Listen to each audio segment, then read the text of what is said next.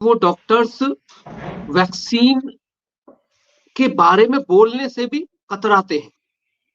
जी, अब उन लोगों को ये कहा जाता है, उन डॉक्टर्स को, कि ये फार्मास्यूटिकल कंपनीज के दलाल हैं। जी, वो सही तरीके से चीजों को नहीं बता रहे हैं। वो जबरदस्ती कह रहे हैं कि भाई हॉस्पिटल में आओ, एडमिट हो, और अब नई वैक्सीन आ रही है तो उसको भी कहेंगे कि लोगों को लगाओ तेजी से। तो ये डॉक्टर भी क्या गुमराह करने की, एक डॉक्टरों के द्वारा भी गुमराह करने की साजिश है ये? जी देखिए जैसे हम बोलते हैं कि एक हैंड इन ग्लव्स सिचुएशन, मतलब कई बार ऐसा होता है कि जो नई दवाइयाँ जब आती हैं, मैं इन जनरल बता रहा हूँ आपको, किसी एक विशेष व्यक्ति विशेष या किसी कंपनी विशेष की बात नहीं कर रहा हूँ।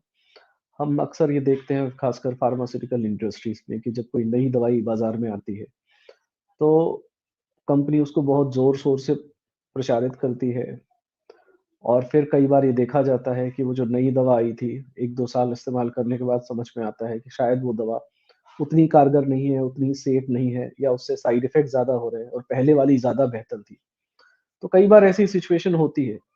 बायोलॉजिकल साइंसेज़ में अ, ऑब्ज़र्वेशनल जो स्टडीज़ होती हैं, क्योंकि एक व्यक्ति जो आज किसी प्रकार की चिकित्सा को उपयोग कर रहा है या किसी प्रकार की मेडिसिन ले रहा है, तो जब तक उसका एक लाइफ़ साइकिल या जीवन चक्र नहीं कम समाप्त हो जाता या जीवन चक्र एक चल नहीं जाता, तब तक हम ठीक से बोल नहीं सकते कि उसका प्रभाव क्या पड़ रहा है। जैसे हम बोलते हैं लॉन्ग टर्म कॉन्सिक्वेंसेज़ क्या हो रहे हैं। आपने बात सही करी कि बहुत सारे चिकित्सक शुरू-शुरू में बहुत ज़्यादा प्रोत्साहित करते थे या जैसे हम बोलते हैं कि इन्फॉर्म्ड कंसेंट या इन्फॉर्म्ड चॉइस, यानी कि चुनाव का अधिकार।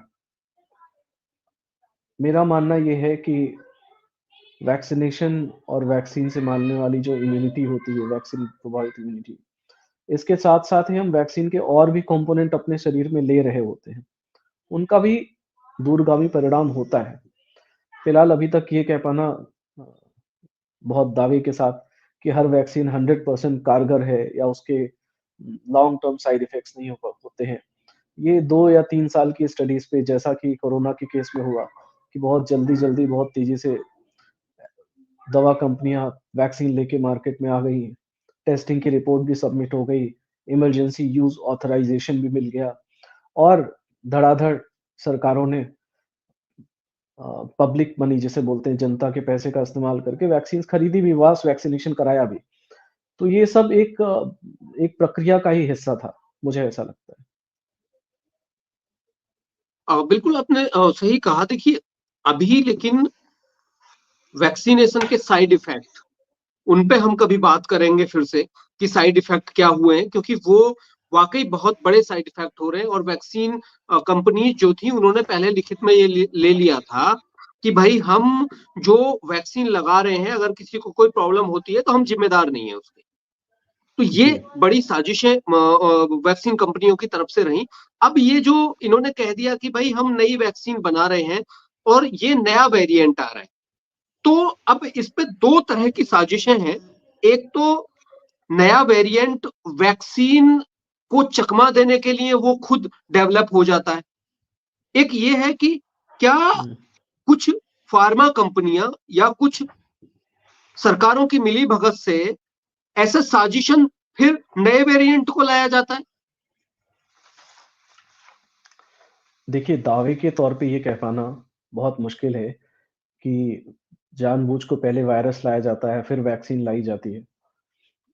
असल में जिस प्रकार का ये वायरस है, single strand RNA virus, corona virus, इसमें म्यूटेशन बहुत तेज़ी से होता है और यही एक वजह है जो हम लोगों ने delta variant, Omicron variant, alpha variant और अभी ये जो जेएनवाई वेरिएंट है, हम इसको देख रहे हैं।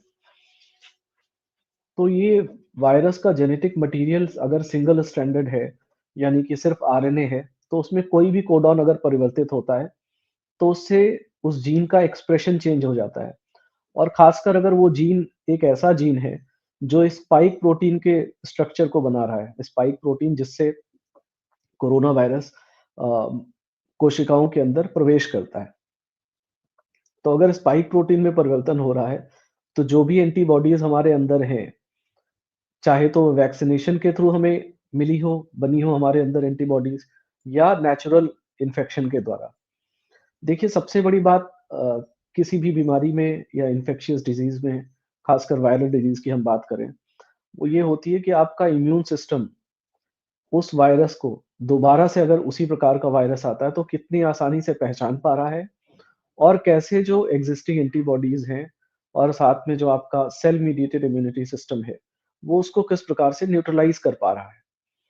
वायरस का स्वरूप अगर परिवर्तित होगा और अगर इस प्रकार से परिवर्तित हुआ कि वो आपके इम्यून सिस्टम को चकमा दे पा रहा है, तो जो पहले की इम्यूनिटी मिली हुई है आपको, चाहे वो वैक्सीनेशन के द्वारा मिली हो या फिर इन्फेक्शन के द्वारा मिली हो नेचुरल इम्यूनिटी, वो बेअसर हो जाती है। ऐसी स्थिति में अगर आप चाहते हैं कि भाई बीमारी का खतरा ज़्यादा है, बीमारी से जान जाने का खतरा ज़्यादा है या आपको लगता है कि इसका जो सीवियरिटी ऑफ इन्फेक्शन है वो इतना ज़्यादा होगा कि वो बाकी लोगों में तेज़ी से फैला तो बड़े स्तर पे जान की हानि हो सकती है।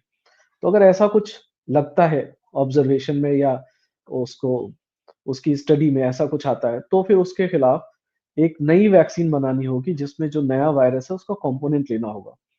हालाँकि जो विदेशों में जो कंपनियाँ हैं जैसे अमेरिका में फाइज़र ने और मॉडर्ना ने अपनी जो वैक्सीन बनाने की बात कही थी जब ओमिक्रॉन वेरिएंट आया था, तो उन्होंने उसका कॉम्पोनेंट भी डाला था, उसको अपग्रेड किया था। तो यही चीज़ भारत में भी अब जो कंपनीज़ हैं, उन्होंने आवेदन किया है यही सोच के कि शायद हम एक नई इस प्रकार से दूसरी वैक्सीन बनाएँ, अपग्रेडेड वैक्सीन बनाएँ, जो प्रेज़ेंट जो सिनेरियो चल रहा है, जो JN.1 वेरिएंट के केसेज़ लगातार बढ़ रहे हैं, ताकि वो समय पे वैक्सीन को डिलीवर कर सकें।